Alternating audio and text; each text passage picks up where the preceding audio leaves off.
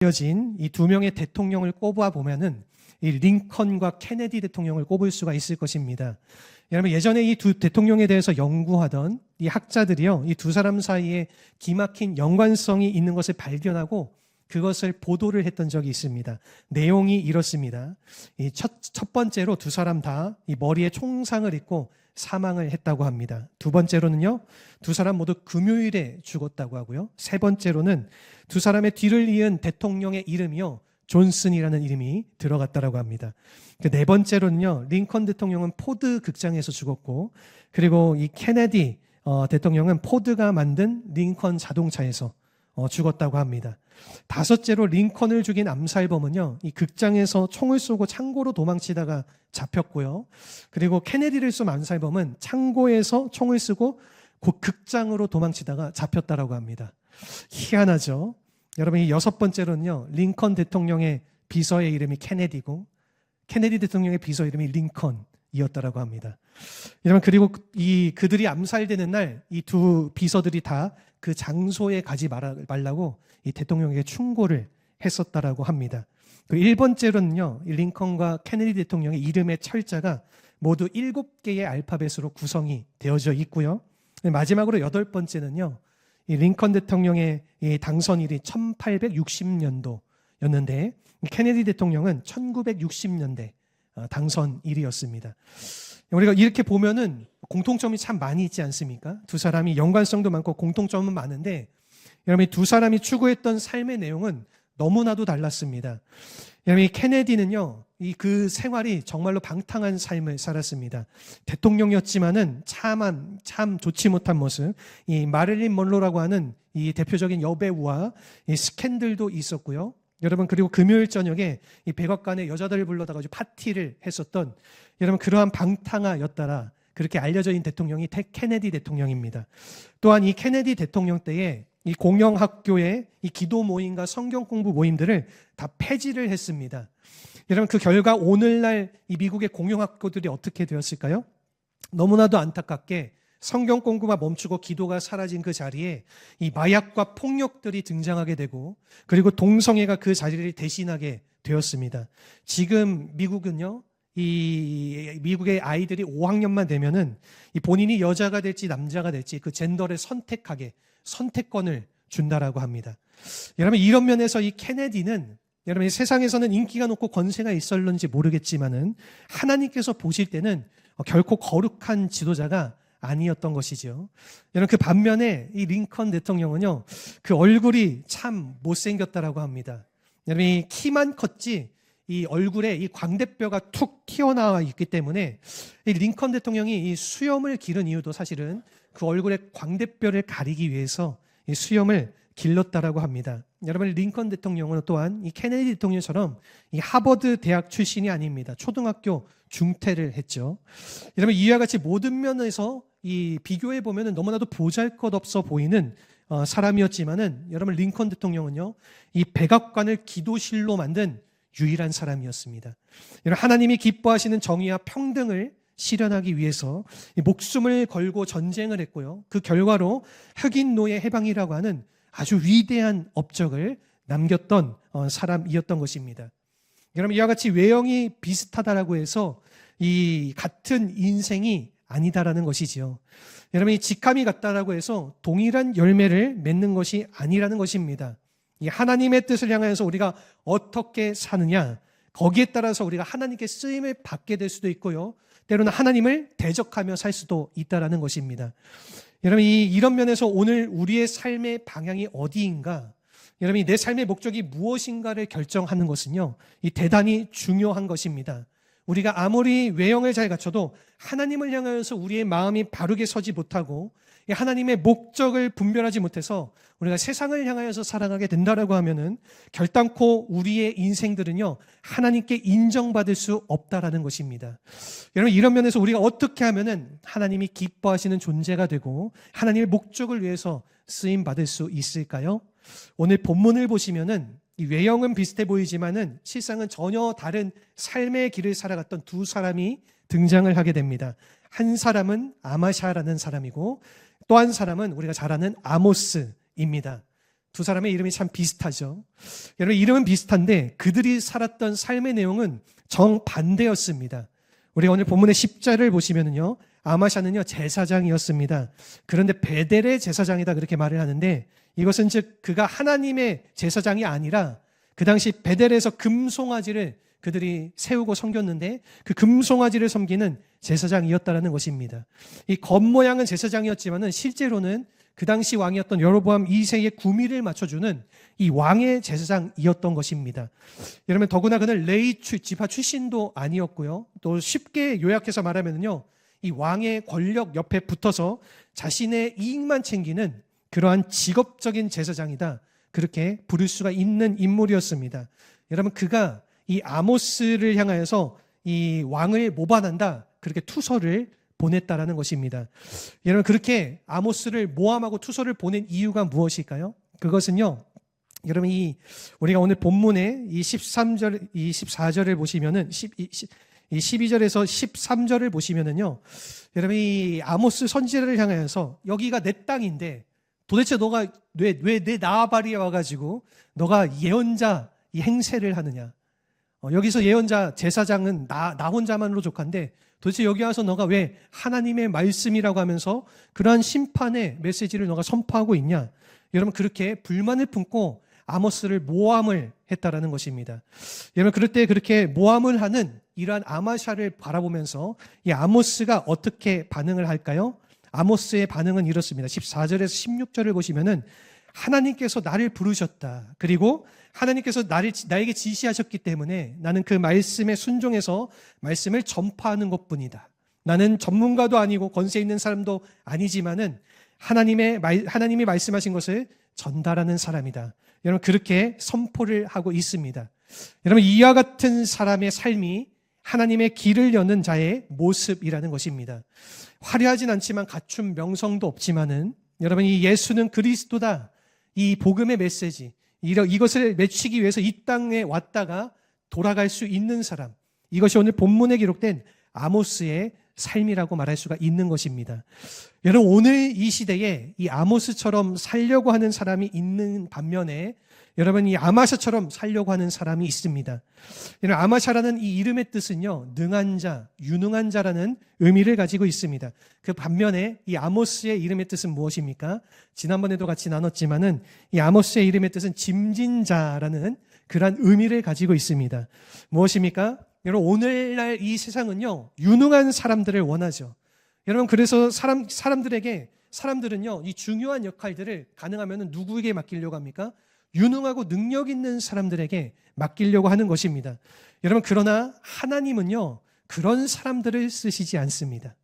여러분, 하나님은요, 이 짐을 진 자, 이 세상의 고통을 안고 가려는 사람, 비록 나에게는 아무런 이득이 없지만은 하나님께서 나에게 말씀하신 그 분부하신 말씀을 붙잡고 그 말씀대로 순종하면서 살아가는 사람을 기뻐하신다라는 것입니다.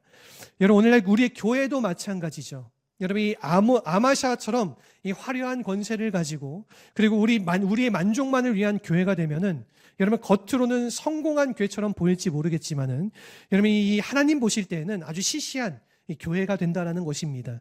여러분, 이 아모스처럼 이 세상에 죄를 지고 힘들고 인기는 없지만은 여러분, 이 예수의 복음을 선포하기 위해 헌신하고 나아가는 교회가 된다라면은 그러한 교회는 어떠한 교회일까요? 하나님께서 기뻐하시는 교회가 된다라는 것입니다. 여러분, 그러므로 이 아침에 우리가 물어야 될 질문이 바로 이것입니다. 여러분, 이 아마샤로 살 것인가? 아니면 아모스로 살 것인가? 여러분, 이 유능한 자, 유명한 자가 돼서 우리 이 세상에 박수를 받고 살 것인가? 아니면은 이 세상 사람들은 알아주지 않지만은 하나님의 선한 목적을 위해서 이 아모스처럼 살아갈 것인가?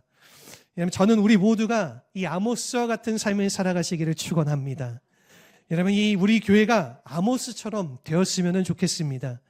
여러분, 이런 면에서 우리가 어떻게 하면은 아마샤가 아닌 아모스와 같은 삶을 살아갈 수 있을지 오늘 본문을 통해서 우리가 세 가지를 함께 나눠보고자 합니다. 우선 첫 번째입니다. 첫 번째로 우리가 아마샤가 아닌 아모스처럼 살아가려 한다면은 부르심이 달라야 한다라는 것입니다. 오늘 본문의 14절의 말씀인데 우리 같이 한번 한 목소리로 읽어보겠습니다. 아모스가 아마샤에게 대답하여 이르되 나는 선지자가 아니며 선지자의 아들도 아니라 나는 목자요 뽕나무를 재배하는 자로서. 아멘. 여러분, 아마샤는요, 이 왕이 세운 선지자였습니다. 그것도 베델의 우상을 섬기라고 그렇게 부름을 받은 자입니다. 여러분, 그러므로 이 아마샤가 하는 모든 행동들은 하나님과 관련이 있을까요, 없을까요? 하나님과는 아무런 관련이 없는 것입니다. 여러분, 그 반면에 아모스는 어떻게 부름을 받았습니까? 오늘 우리가 읽진 않았지만 15절 말씀을 보시면요, 하나님께서 나를 불렀다. 그렇게 아모스 선지자가 그렇게 고백을 하죠. 여러분, 그는 전문적인 선지자가 아니었습니다.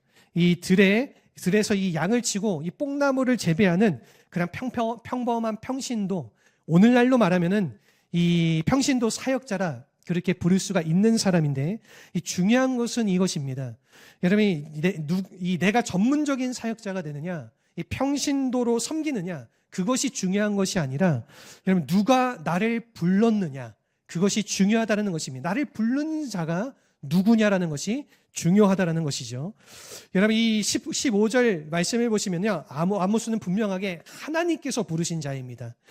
여러분, 이 하나님의 부르심을 받고 주님께서 나에게 맡기신 그 사명을 감당하려고 했기 때문에 자신이 원치 않건 원하건 원치 않건 그 땅을 향해서 나아갔다라는 것입니다. 사실 그러면 아모스가 고향을 떠나서 그 북녘 땅으로 간다라는 거 쉬운 선택이 아닙니다. 자신의 고향도 아니죠. 거기에 자신의 친구도 있는 게 아니고 친척도 있는 것도 아니고 뭐 동료가 있는 것도 아니고 도울 동료 사람들이 아무도 없는 장소로 갔다라는 것입니다. 더구나 그곳에서 이 아모스 선지자가 선포하는 메시지가 무엇입니까? 사람들이 다들 싫어하는 심판의 메시지를 선포하겠다고 그 자리로 나아가는 것인데, 여러분, 누가 좋다라고 그것을 갈 수가 있겠습니까? 그럼에도 불구하고 이 아모스는 하나님께서 부르셨기 때문에 순종하며 나아갔다라는 것입니다. 여러분, 이것이 바로 콜링, 우리가 말하는 이 부르심이라고 하는 것입니다. 여러분, 오늘 우리가 이 하나님 앞에 바르게 쓰임을 받기 위해서는요, 이 부르심이 우리의 삶의 자리 가운데 분명해야 한다는 것입니다.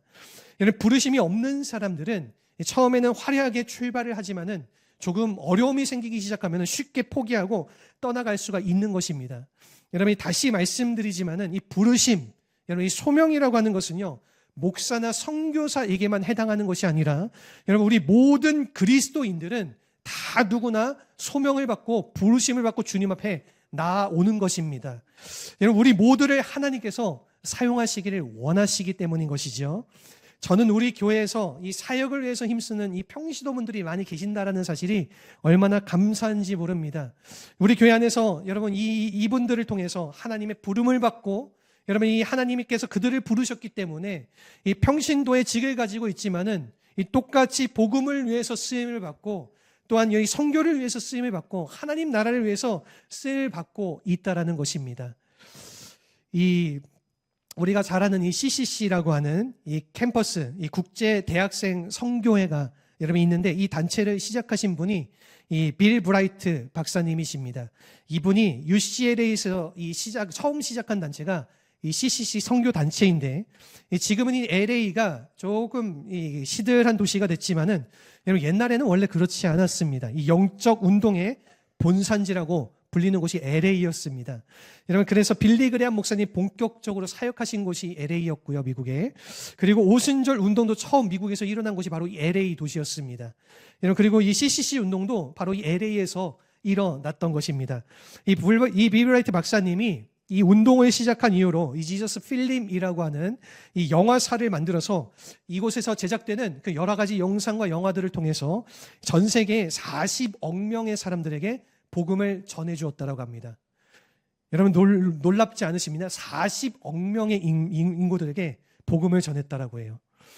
여러분, 그 중에서 1억 명 정도가 예수님을 만났다라고 그렇게 추측을 많이들 합니다. 여러분, 아주 놀라운 사연이지 않습니까? 여러분, 이 사실을 잘 아는 이 릭 워렌 목사님이 한 번은 이 빌 브라이트 목사님이 살아계실 때에 찾아뵙고 이러한 인터뷰를 하면서 이렇게 질문을 던졌다라고 합니다. 왜 이처럼 목사님께 이 위대한 일을 하나님께서 당신을 통해서 일하고 계시는 겁니까?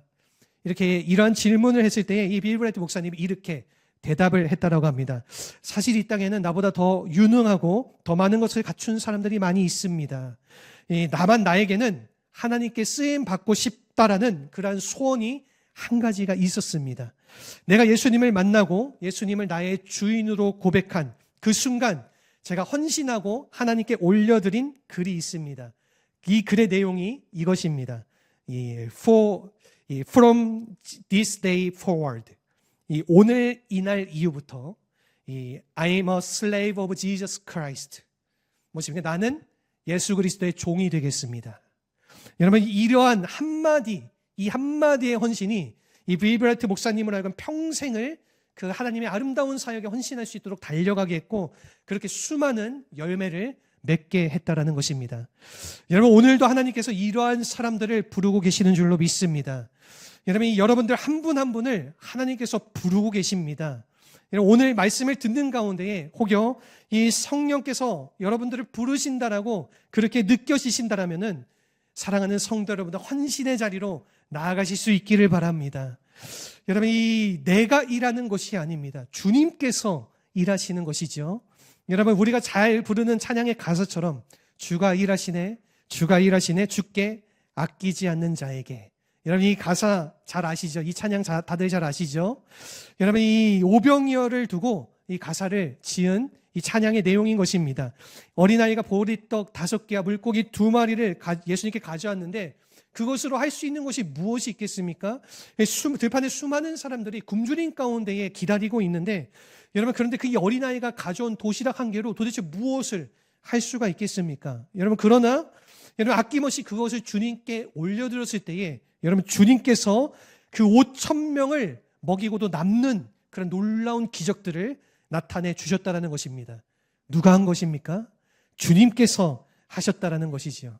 여러분, 그러므로 오늘 하나님께서 우리를 부르실 때에 여러분, 우리가 가지고 있는 능력이라든가 자질보다 더 중요한 것은요, 하나님의 부르심에 순종하는 것이라는 겁니다. 여러분, 하나님께서 부르실 때에 거절하시지 않으실 수 있기를 바랍니다. 하나님께서 부르실 때에 연기하지 않으실 수 있기를 바랍니다. 여러분, 하나님께서 부르실 때에 왜 하필 납니까? 여러분, 이렇게 말씀하시지 않으실 수 있기를 바랍니다. 여러분, 오히려 우리가 이렇게 나갈 수 있어야 됩니다. 내가 여기 있습니다. 하나님, 나를 보내주십시오. 여러분, 이 고백을 할 때에 하나님께서 우리를 통해서 우리의 삶에 하나님의 놀라운 일들을 이루어 가주실 줄로 믿습니다. 이렇게 하나님의 놀라운 일에 쓰임을 받는 우리 모두가 되실 수 있기를 주님의 이름으로 축원합니다. 여러분, 두 번째는요, 관심사가 달라야 한다는 것입니다. 오늘 본문의 15절의 말씀인데요, 우리 같이 한번 읽어보도록 하겠습니다. 양떼를 따를 때에 여호와께서 나를 데려다가 여호와께서 내게 이르시기를 가서 내 백성 이스라엘에게 예언하라 하셨으니. 아멘. 여러분, 아마샤의 관심사는요, 이 권력이었습니다. 이 왕에게 빌붙어서 그 권력을 누리고 자기 밥통을 잘 지키고 내가 잘 먹고 잘 사는 것이 이 아마샤의 모든 관심사였던 것입니다. 그렇기 때문에요, 그는 이스라엘이 망하든지 이 나라가 두 쪽으로 찢어지든지 그거를 전혀 상관하지 않았던 것입니다. 모든 관심사는 자기 자신이었기 때문에. 여러분, 그 반면에 아모스의 관심사는 완전히 달랐습니다. 여러분, 그는요, 내 한 몸 잘 먹고 잘 사는 것이 아니라, 여러분, 하나님의 백성이 어떻게 될 것인가, 이 나라 이 민족이 앞으로 어떻게 될 것인가. 아모스는 여기에 큰 부담감을 가지고 이스라엘의 짐을 나의 짐으로 생각하고 살아갔기 때문에, 여러분, 그는 하나님의 음성을 듣고 하나님의 말씀을 그들에게 선포하기를 원했다라는 것입니다. 여러분, 오늘 우리의 관심사가 이처럼 바로 되어야만 바른 사역에 우리가 쓰임을 받을 수가 있는 것입니다. 여러분, 나를 높이고 나의 안위와 나의 영광을 위한 관심만 갖게 되면요, 우리는 결코 하나님의 일을 할 수가 없는 것입니다. 여러분, 그러나 하나님이 나의 최대 관심사가 되어지고, 여러분, 우리가 그 하나님을 위해서 나아가기만 하면은 하나님 나라 사역을 우리가 이루며 나아갈 수가 있게 되는 것입니다. 우리 모두가 여러분 성공을 원할 것입니다. 여러분, 이 세상에서 성공을 원하지 않는 사람이 여러분 누가 있겠습니까? 다들 성공을 원하면서 살아가죠. 여러분, 그런데 참된 성공이 무엇인가를 우리가 정확하게 알아야 성공을 향해서 바르게 나아갈 수가 있는 것입니다. 예전에 제가 어떤 자료를 보니까 이 세대별로, 여러분, 이 연령별로 이 성공에 대한 개념이 다르다, 이렇게 연구를 했던 그러한 이 칼럼이 있었습니다. 예를 들면은 여러분, 이 10대인 경우에는 성공한 아버지를 두었으면 성공이라고 합니다. 20대는요, 학벌이 좋으면 성공이고요. 30대는 좋은 직장에 다니면 성공이라고 합니다. 40대는 친구를 만나서 2차를 쏠 수 있으면 그게 성공이라고 하고요. 50대는 공부 잘하는 자녀가 있으면 성공이라고 합니다. 60대는요, 아직 돈을 벌고 있으면 성공이라고 하고요. 70대는 건강하면 성공이라고 합니다. 80대는요, 본처가 밥을 차려주면 그게 성공이다. 그러고 90대는요, 아침에 눈을 뜨면 성공이다. 그렇게 이야기한다라고 합니다. 여러분, 물론 이것은요, 이 농담처럼 이 만든 이야기로 보여지지만은, 여러분, 요는 무엇입니까? 한마디로 말하면은 세상에 성공에 대한 기준은 없다라는 것입니다. 다 다르죠. 여러분, 그러나 여러분, 이 세대마다 다르고 사람마다 다르고 시대마다 다른 것이, 여러분, 이것이 진정한 성공이다 우리가 말할 수가 없다라는 것입니다. 여러분, 참된 성공의 기준은요, 하나님이신 줄로 믿습니다. 여러분, 우리가 이 하나님이 성공이라고 말씀을 하셔야지, 여러분, 그것이 성공이 되어지는 것이지, 내가 아무리 성공했다고 자랑해도 하나님께서 인정하시지 않으면은, 여러분, 그것은요, 성공이 아니라는 것입니다. 우리가 하나님과의 바른 관계를 맺어가는 것, 바른 관계를 만들어가는 것, 그것이 성공이고요. 하나님 말씀에 순종하며 나아가는 것, 그것이 성공이라는 것입니다.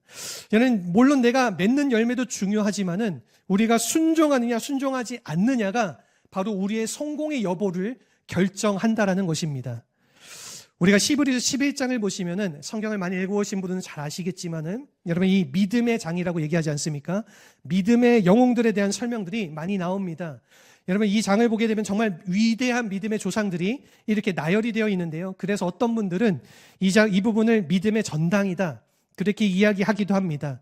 우리가 11장 32절부터 이 39절까지의 말씀을 보면요, 그 믿음의 조상들의 모습들이요, 이 두 가지 종류의 모습이 나와요. 그래서 여러분, 이 33절, 첫 번째 종류는 33절에서 39절까지를 보시면은 하나님을 믿었기 때문에, 하나님을 따랐기 때문에 승리한 경우, 그러한 경우의 모습들이 나오게 됩니다. 그리고 그 반면에 35절에서 39절까지의 말씀을 보게 되면은 하나님을 믿었기 때문에 고난을 당한 경우의 모습들이 나오게 됩니다. 여러분들 생각에 이 둘 중에 어떠한 자들이 성공한 사람들이라고 생각이 되어집니까? 여러분, 하나님 때문에 영광받고 승리한 경우가 성공입니까? 아니면은 하나님을 믿었기 때문에 오히려 빼앗김을 당하고 고난을 당한 것이, 시련을 당한 경우가 성공이라고 생각을 하십니까? 여러분, 어떤 사람들은요, 전자가 성공이라고 생각을 합니다. 또 반면에 어떤 사람들은 후자가 성공이다. 예수 믿고 고난도 당하고 가난도 당해야지, 여러분, 이 잘 살고 잘 먹고 지내면 그러면 안 된다, 이렇게 생각하시는 분들도 계시는데, 여러분들 생각에는 어떠십니까? 여러분, 이 예수님 때문에 잘 살게 된 것이 성공입니까? 아니면은 이 예수님 때문에 고난을 당하게 된 것이 성공입니까? 이에 대한 해답은요, 여러분, 이 성경 말씀에 잘 나와 있습니다. 우리가 이 39절 말씀을 보면은 이 성경 자체가 우리에게 답을 주고 있습니다. 여러분, 이 사람들은, 우리 같이 한번 읽어볼까요? 39절의 말씀 같이 한번 읽어보도록 하겠습니다. 이 사람들은 다 믿음으로 말미암아 증거를 받았으나 약속된 것을 받지 못하였으니, 무엇이라고 말합니까? 이 사람들은 다 믿음으로 증거를 받았다, 이렇게 말하고 있죠. 영어 성경을 보게 되면요, 여기서는 이 부분을 이렇게 번역을 합니다. 그들의 믿음으로, 그들의 믿음은 그들의 믿음의 순종으로 하나님께 인정을 받았다. 여러분, 하나님께서 중요하게 생각하시는 거는요, 이 겉으로 드러난 결과가 아니라 하나님께 어떻게 순종했냐라는 것입니다. 여러분, 하나님이 나를 부르셔서 내가 순종해서 하나님이 우리의 사업을 잘 되게 하실 수 있죠.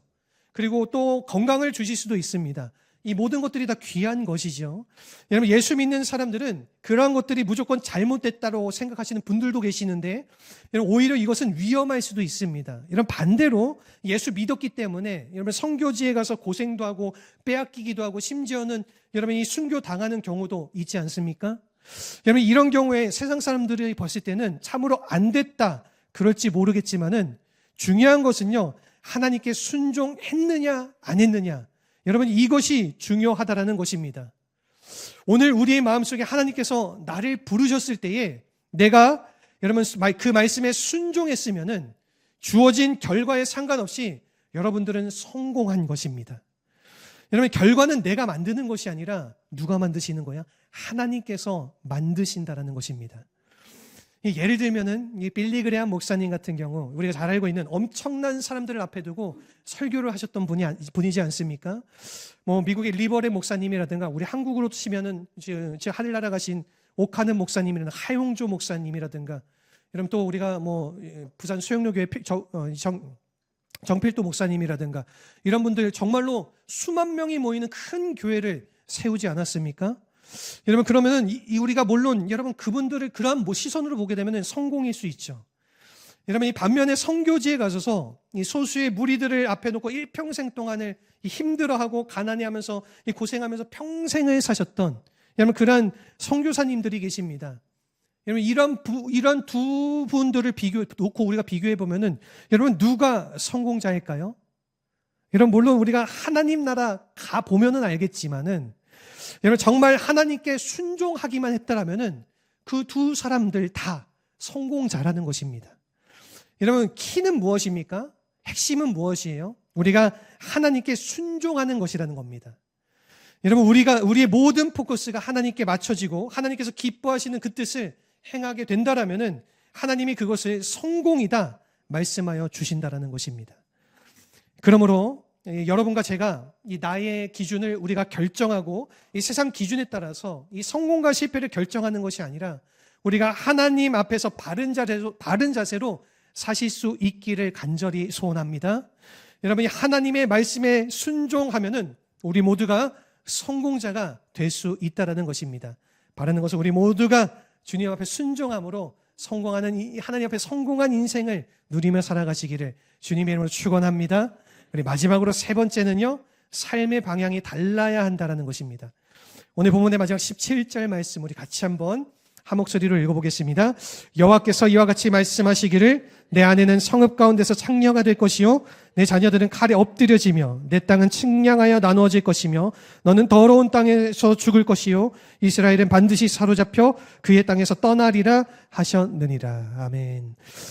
여러분, 이 아마샤의 삶에서 가장 대표적인 잘못을 무엇이라고 우리가 볼 수가 있냐면요, 이 하나님에게 등을 돌렸다라는 것입니다. 여러분, 그래서 하나님의 예언을 가로막고 심지어는 아모스를 추방하려고까지 하지 않았습니까? 여러분, 이것이 바로 이 아마샤의 결정적인 실수라고 말할 수가 있을 것입니다. 여러분, 아마샤는 참 가진 것이 많은 사람이었습니다. 제사장의 직함도 가졌고 왕의 최친급으로서 여러분 권력도 가졌고요. 그가 그 나라 안에 있으면요, 거기서 누렸던 그 부와 명예, 권세들이 엄청났을 것입니다. 여러분, 그러나 그 모든 것을 다 가져도 그가 하나님께 등을 지면은 그 인생의 결말은요, 결단코 아름다울 수가 없다라는 것입니다. 우리가 본문에 읽었던 17절 말씀을 보시면 아마샤가 당할 결말을 분명하게 기록을 하고 있죠. 어떠한 결말이 그에게 준비되어져 있습니까? 가정이 파괴되어지고 모았던 모든 재산들을 다 날려버리고 본인은 비참한 최후를 맞이하게 될 것을 하나님께서 그런 메시지를 아모스 선지자를 통해서 아마샤에게 말씀하시는 것입니다. 여러분, 그러나 아모스는 어떻습니까? 아모스는 달랐습니다. 그는 비록 가진 것이었고 연약했지만은 하나님 한 분만을 바라보면서 살아갔다라는 것입니다. 하나님이 가라면은 가고 멈추라면 멈추고 하나님이 선포하라면 선포하면서 하나님 중심으로 그 인생을 살아온 결과로 이 아모스는 비록 세상을 떠났지만은 여러분, 우리가 함께 묵상하고 있는 여러분, 이 아모스서라고 하는 위대한 선지서를 남기고 세상을 떠났다라는 것입니다. 사랑하는 성도 여러분, 오늘 우리가 이 약한 세대 가운데서 이 아모스처럼 살기를 원한다라면은 하나님을 등지면은 안 될 줄로 믿습니다. 여러분, 무슨 일이 있어도 우리는 하나님을 등지는 것이 아니라 하나님을 바라봐야 한다라는 것입니다. 여러분, 아무리 환경이 어렵고 사람들이 나를 비판하고 내가 원하는 대로 모든 것이 이루어지지 않을지라도 우리가 결단코 하나님의 믿음을 등지지 않아야 된다라는 것이죠. 그 믿음을 등지는 순간에 우리는 멸망의 길로 나아가게 되는 것입니다. 여러분, 그러나 우리가 아무리 힘들어도 하나님께로 나아가서 하나님을 향하여서 순종하고 우리가 기도하게 되면은 하나님께서 기적의 문을 열어주시고 축복의 문을 열어주시고 새로운 가능성의 문을 열어주시는 것입니다. 이 한 가지 일화만 나누고 이 말씀을 마무리하고자 합니다. 우리 D.L. 무디 목사님의 한 유명한 일화가 있는데요. 여러분, 이 목사님이 시카고에서 목회를 하셨는데 이 교회에 힘든 일이 있었는지 어느 날 너무나도 마음이 답답하고 교회 사역이 이 벽에 막힌 것과 같이 느껴져서 여러분이 잠깐 좀 쉬기 위해서 이분이 영국에 이렇게 방문을 했습니다. 여러분, 그랬는데 이것을 어떻게 알고 여러분 어떤 한 교회에서 집회 요청이 들어온 것입니다. 준비도 안 됐고 본인은 좀 쉬고 싶은 마음이 있었기 때문에 여러분 그것을 사양했지만은 그 교회에 이 목사님이 너무나도 간청을 했기 때문에 할 수 없이 그 집회를 맡아서 인도를 하게 됐습니다. 그랬는데 첫날부터 엄청난 역사가 일어나게 되는 것입니다. 이 말씀을 선포할 때마다 준비 안 한 그 말씀인데 폭포수와 같이 하나님의 성령의 말씀이 폭발적으로 터져 나오기 시작하고 그 성령의 능력의 역사 속에서 수많은 사람들이 예수를 믿겠다, 예수를 나의 구원자로 믿겠다라고 그렇게 앞으로 나오고 이 집회가 진행되면서 이 매일마다 엄청난 무리들이 나와서 하나님의 말씀을 듣는 것을 이 목사님이 보게 된 것입니다. 너무나도 이상하게 느껴졌다라고 합니다. 그래서 이 본인은 기도도 안 했고 준비도 안 했는데 나는 그냥 단지 쉬려고 왔을 뿐인데 어떻게 이와 같은 일이 벌어졌는가. 그래서 이 집회가 다 끝나고 이 무디 목사님이 그 교회 목사님에게 왜 어떻게 이런 일이 있을 수가 있습니까? 여쭤봤더니 이 목사님이 이렇게 대답을 해주셨다라고 합니다. 그때 기도하고 있었던 한 나이가 드신 이 여자 성도님 한 분, 할머니 같은 분이 계셨는데 그분을 가리키면서 이분이 교회 부흥을 위해서 지난 1년 동안 하루도 쉬지 않고 매일 나와서 금식하며 기도를 했습니다. 그때 이 무디 목사님이 큰 깨달음을 얻으셨다라고 합니다. 교회에서 한 사람만 깨어서 기도하기만 한다라면, 한 사람만 거기서 바로 서기만 해도 하나님께서 부흥을 주실 수 있구나. 여러분, 그래서 이 사실을 듣고 이 회개하는 마음으로 다시 시카고로 가서 이 목회를 열심히 했다라고 하는 그런 유명한 이 무디 목사님의 일화가 있습니다. 여러분, 물론 많은 사람들이 동참하면 좋겠죠. 여러분, 그러나 그렇지 않을지라도 여러분 단 한 명이라도 아모스와 같은 사람이 바로 서 있기만 한다라면은 하나님은 지금도 일하실 수 있다라는 것입니다. 저는 우리 교회 안에서 이러한 아모스와 같은 사람들이 많이 나오시기를 간절히 축원합니다. 여러분이 하나님의 부르심 앞에 순종하고 주님이 나를 사용하시겠다라고 하면은 여러분이 나를 그렇게 부르신다라면은 가차없이 거절하지 않고 하나님 앞에 순종할 수 있는 사람. 여러분, 이 주님이 오직 이 하나님의 나라가 다시 회복되는 그 꿈을 위해서 전심을 쏟을 수 있는 그 한 사람이 필요한 것입니다. 여러분, 오늘 우리의 마음의 소원이 무엇입니까? 여러분, 이 세상에서 잘 먹고 잘 사는 것, 그것이 나의 소원입니까? 여러분, 더 높은 차원의 소원을 저는 가지셨으면 좋겠습니다. 여러분, 이 하나님 나라가 이루어지는 것이 우리의 소원이 되어야 될 줄로 믿습니다. 여러분, 이 주님의 뜻이 성취되는 것이 우리의 소원이 되어야 될 줄로 믿습니다. 여러분, 우리가 한 번 살아도 예수를 위해 살고 우리가 죽어도 주를 위해 죽는 사나주구나, 우리의 모든 것이 주의 것이라고 그렇게 고백하면서 주의 영광 위하여서 달려가는 것이 우리의 소원이 되어야 될 줄로 믿습니다. 여러분, 이때 하나님을 통해서 하나님께서 우리를 통해서 하나님의 놀라운 일들을 이루어가기 시작하시는 것입니다. 여러분, 비록 나는 연약하고 미약하지만은 누가 일하십니까? 주님께서 일하실 줄로 믿습니다. 여러분, 이 하나님이 일하시면은 기적이 일어나게 됩니다. 이 오병이어의 역사가 일어나게 되는 것입니다. 죽은 자가 돌아오게 되고 다시 한번 막혔던 부흥의 물꼬가 터지게 되고 여러분, 하나님의 나라의 역사들이 이 땅 가운데, 이 민족 가운데, 우리 가정 가운데, 우리 삶의 자리 가운데에 놀랍게 일어나게 될 줄로 믿습니다. 우리 이 시간 이러한 마음의 소원을 가지고 우리 함께 이 찬양으로 우리 기도의 자리로 나아가기 원합니다. 우리를 사용하소서. 여러분, 이 찬양의 고백을 우리가